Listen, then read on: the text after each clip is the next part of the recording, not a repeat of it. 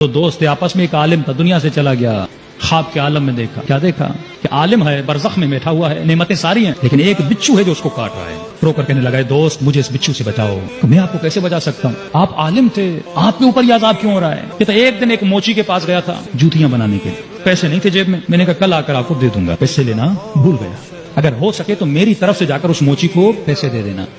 خواب سے اٹھا، اس محلے کے موچی کے پاس گیا، میں نے کہا فلاں عالم کو آپ جانتے تھے، اس کا کوئی قرضہ تھا، آپ لوگ کو پیسے نہیں دیے تھے؟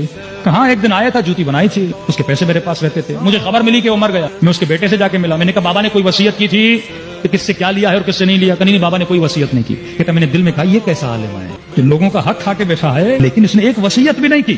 15 سال کے بعد بعض مراجع کے نزدیک وصیت لکھنا واجب ہے، بعض مراجع کے نزدیک اگر کسی کا حق کھایا ہے، کسی کا نہیں کھایا، لکھ لو تاکہ کل مر جاؤ تو کم از کم یادات ہو جائے۔ مومن نے کہا مولانا میں نے لکھ لیا، میری اتنی قضا نمازیں ہیں اور میرا بیٹا دے دے۔